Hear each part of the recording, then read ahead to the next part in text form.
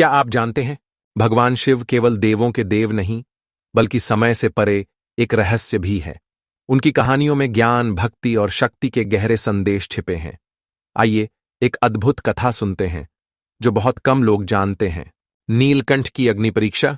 एक बार कैलाश पर्वत पर माता पार्वती ने भोलेनाथ से पूछा, प्रभु, आप तो त्रिकालदर्शी हैं, फिर भी क्या कभी आपको अपने अस्तित्व की परीक्षा देनी पड़ी? महादेव हल्की मुस्कान के साथ बोले, हां, एक बार ऐसा समय भी आया जब देव, दानव और स्वयं प्रकृति ने मेरी शक्ति पर संदेह किया। यह सुनकर माता पार्वती आश्चर्य में पड़ गईं और उन्होंने शिव से पूरी कथा सुनाने का आग्रह किया। समुद्र मंथन और नीलकंठ की परीक्षा। जब देवताओं और असुरों ने मिलकर समुद्र मंथन किया, तब अमृत के पहले कालकूट विष प्रकट हुआ। यह विष इतना प्रबल था कि यदि यह संसार में फैल जाता तो समस्त सृष्टि नष्ट हो जाती। देवगण विष को देखकर भयभीत हो गए और भगवान शिव की शरण में आए।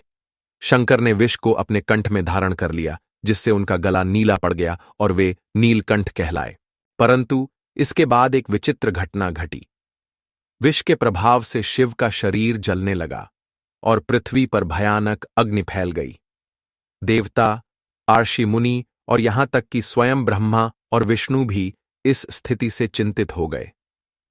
सभी सोचने लगे कि क्या महादेव इस विष की शक्ति को सहन कर पाएंगे? नंदी की भक्ति और शिव का धैर्य। जब नंदी ने देखा कि उनके प्रभु को पीड़ा हो रही है, तो उन्होंने अपने सींगों से कैलाश की धरती खोदनी शुरू कर दी, जिससे वहां एक पवित्र झरना फूट पड़ा। यही झरना बाद में गंगा का एक पवित्र स्रोत बना। शिव ने मुस्कुराते हुए कहा, जब सृष्टि के कल्याण की बात आती है तो परीक्षा कोई मायने नहीं रखती।